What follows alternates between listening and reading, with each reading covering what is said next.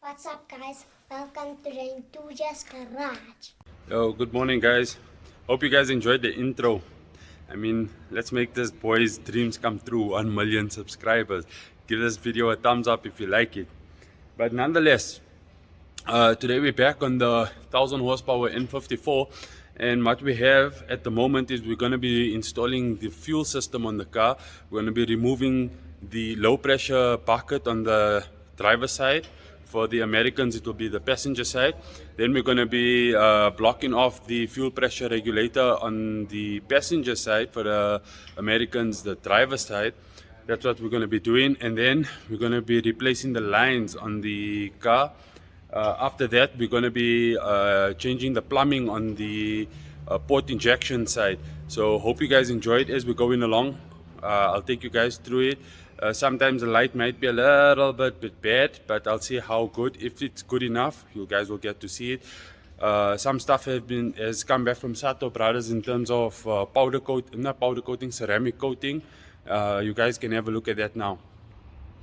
So here we can see the branch itself has come back from ceramic coating. They've done the inside as well as the outside of the manifold itself. Came out really awesome. The screamer pipes as well. The screamer pipes looks pretty cool. Very neat, nice smooth finish. And it's both inside and outside. So this will help with the heat in the engine bay itself. I've never really tested it as to how these things actually control the heat on the inside. Maybe that would be something for the future we can do. So what we're going to be installing is the fuel filter. So the N54s don't actually come with a fuel filter like this here. So this is actually an aftermarket application, which is one of the better mods you can do on your car itself. Then we have the bucket on that side there. The turbo as well has been ceramic coated. The exhaust housing looks pretty cool. But back to it. So we're going to be working on the inside of the car, and when we on inside, we'll have to see how the light is going to be, if we'll be able to if you guys will be able to see or have a look what we're doing here.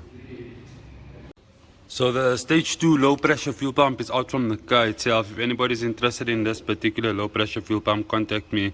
This is for sale, as well as the MMP 1Ks. The inlets here is for sale. The custom outlets for the turbo is also for sale. There's a couple of bits and bobs here that's also for sale. So yeah, let me know if you're interested. Some good stuff there. And then on this side here you can see, okay, we made a bit of a mess here. Well, technically, yeah, we made a bit of a mess here, but nonetheless, the stage 2 pump is out. You can see the water. Wish cars ran on water.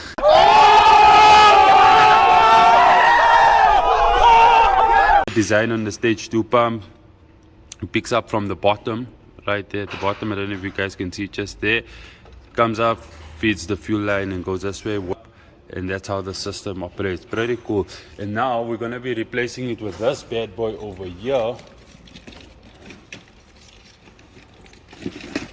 And you can have a look and see the difference. So you can see the top hat. So this is the stage 2. You can see on the top there's no auxiliary power for the secondary pump. So you can see here, this is your auxiliary power for the second pump. That's no auxiliary for the second pump. On the inside it's actually a little bit more complicated, but very well designed. So you can see you have only one outlet coming here. Here we have two, so I'll just take this up here. So you can see there, this is one collector. So this will be your pickup. The pickup goes that way, and then it feeds it all the way here, and then it comes out from here, which is your feed. So you have one pump, two pumps. It's almost like a supporting pump to this pump here. It actually doubles the pressure that the car can actually maintain. So this is pretty cool. Some long kick-ass wires here. A little bit difficult doing it with one hand. But yeah, so this gets plugged into your normal line that comes from the car itself, and then this gets fed to your new feed line, and then your new return is there. So your return won't be like the existing return on the car. So your existing return would be it's a normal pipe that just sits here that flows in. Now it returns back into the bucket. On the new system there, it returns back into the bucket. So I'm gonna take out the return now on the car. When the return is out, I'll show you guys how the return. Sorry, I can't show you guys on the inside because if you look here, it's pretty dark and you won't be able to see much. So I'll take it out of the car, put it on the floor, and show you guys how the return will sit. So we've just removed the regulator out of the car. Well, so what we're going to be doing is we're going to be taking out the stock OEM regulator, which is this part here. This is merely the connector and the tube. So this will all come out because now the fuel will now dump straight into the bucket, which is going to sit on this side here, which is the new stage 4, which I showed you previously. So we'll remove this here, cut these wires here at the bottom, these ground wires. Then the fuel kit comes with this simple basic kit. This is the block off kit for the regulator itself. So we'll just block it off, crimp on the new wires onto there, and then these lines are no longer required, and we'll put through a new line on the inside. So once that's done, yeah, we'll take it from there. So it's pretty simple. All we'll have to do is just remove this line from this aspect here, remove this line here, and I'm gonna need 2 hands to do it. So once it's done, we'll take the second clip. Look at this return, look at the fuel. It almost looks like mud. It literally looks like mud coming out of this regulator. So that should be actually part of your maintenance when you're doing your maintenance on this particular car. So now the next thing we're going to do is take the kit supplied by Fuelit, which is just a lug and a bolt. We're then going to ground these 2 wires here. So we'll just snip it here. We'll connect the lug onto it here. The lug will then sit like this at the bottom, and this screw here will then screw it in to ground it. So the regulator is out. Just gave the regulator a bit of a clean so it looks nice. It was all filthy and dusty here. So here you can see how the modification is. You can have a look. So the old regulator used to sit here with this pipe. So there's the regulator and that's the pipe that comes out. And now we'll install this back into the car. When we're installing this back into the car, we'll do the low pressure fuel pump as well. We'll pop this bad boy in on the inside, and then we'll golden. So I got Andre holding the torch so that at least it gives you guys a visual representation. So initially we had 2 pipes coming from the return side. Now we'll only have 1 return here because on the top we have the new fuel feed, and then here we'll have the return coming directly onto the bucket itself, onto the top of the bucket. So here you can see now there's only 1 pipe. There was another one that would have been located right next to it, and this is still coming from the return itself. So what we'll do now is we'll put the hat back on. We'll clip this back onto the hat, and then we'll close this bad boy down. We have a nice representation of the lines itself. This is the stock line. You can see it's a plastic stock line like this here, and here we have the upgraded lines. Same style of fittings, just this is bullet and with nice made in the USA freaking, I don't know, the diameters must be 10 times bigger. So this is the new lines here, this here. So this will fit these lines now onto the new fuel filter. We're going to mount it on one of the existing brackets on the car itself. Andre is just going to drill 2 holes for me on the bracket. Once that is installed, then we'll or rather once we have the holes in place, we'll be able to see how it's going to look on the car, and then we'll mount that bracket back onto the car and continue with the line setup. So we've just marked the location of where we're going to need to drill, and then we'll drill the hole.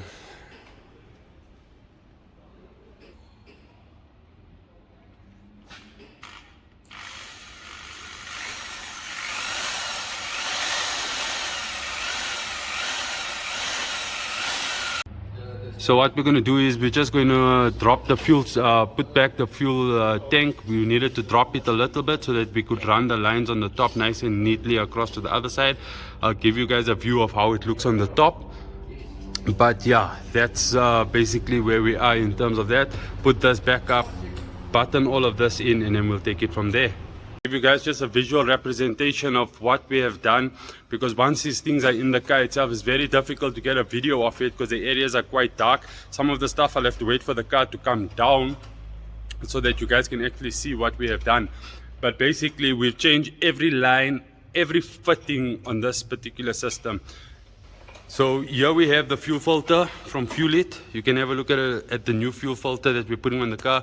N54s don't come with the fuel filter, so yeah. And why I also like the Fuel It system is the way in which these clips work, if my camera can focus.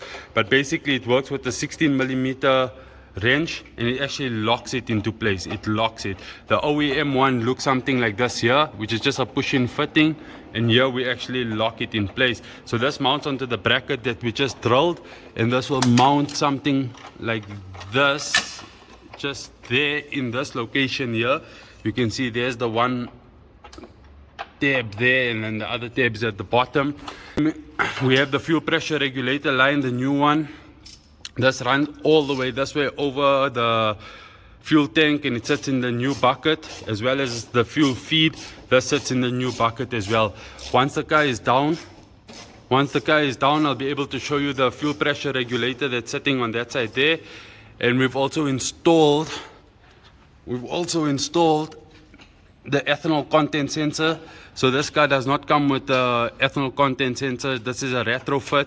We've done that, and then we've done the Bluetooth analyzer kit for the car itself.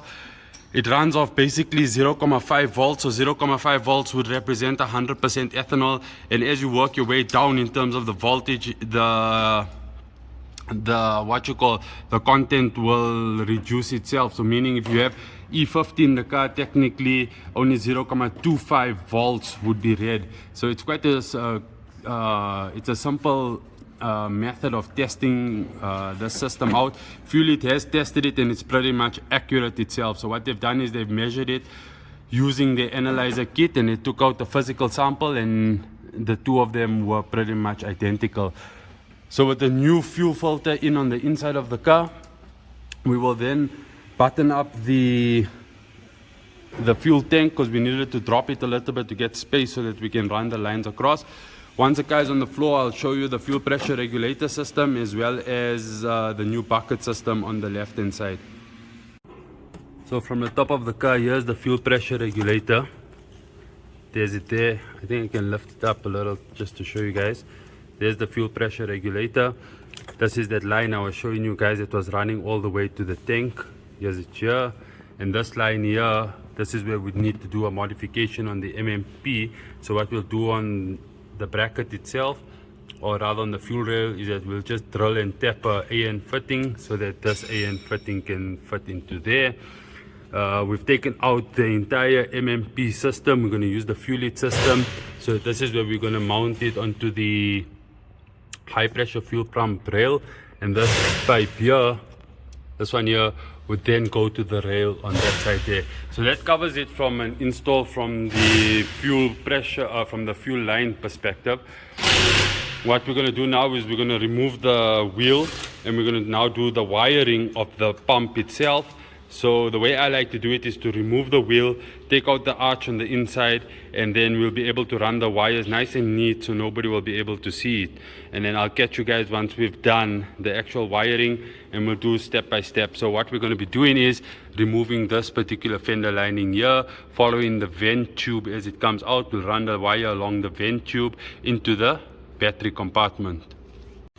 So we're pretty much done with wiring the fuel pump up. We have the trigger wires here. This is what's gonna kick in on the second pump, or what's gonna trigger the second pump to kick in.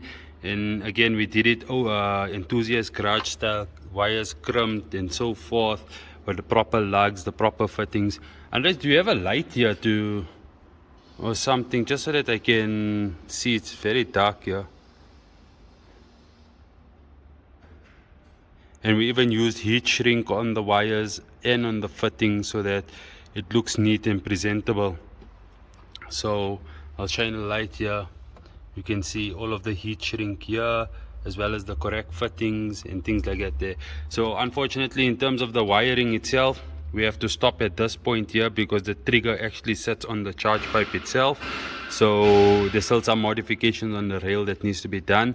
And yeah, so let's button up the bottom, see if we can get it all buttoned up, put the covers back on, and we'll call it a day for today. So you can see with the cover back in, you can't see the wire itself, so nothing is visible from this side here. Everything is passing the sway bar, passing the springs, and it's going all the way down into the battery compartment, and we're now going to wire it up on the inside of the battery compartment. So the light is a little bit bad here, so you can see we've routed it from there all the way up. We've taken the fender lining off. It goes all the way here and it goes into the battery compartment, and from the battery compartment she comes out here and it won't be seen. So what we'll do is we'll just cable tie it nice and neat there, put the fender lining back in, and it won't be visible at all. So we're pretty much done with wiring the fuel pump up. We have the trigger wires here. This is what's gonna kick in on the second pump, or what's gonna trigger the second pump to kick in. And again, we did it enthusiast garage style, wires crimped and so forth, with the proper lugs, the proper fittings. Unless, do you have a light here to, you can see all of the heat shrink here, as well as the correct fittings and things like that there. So unfortunately, in terms of the wiring itself, we have to stop at this point here because the trigger actually sits on the charge pipe itself. So there's still some modifications on the rail that needs to be done. And yeah, so let's button up the bottom, see if we can get it all buttoned up, put the covers back on, and we'll call it a day for today. Guys, I hope you enjoyed this video. If you did, subscribe to the channel, 1 million subscribers, and hit the like button. Thanks for the video.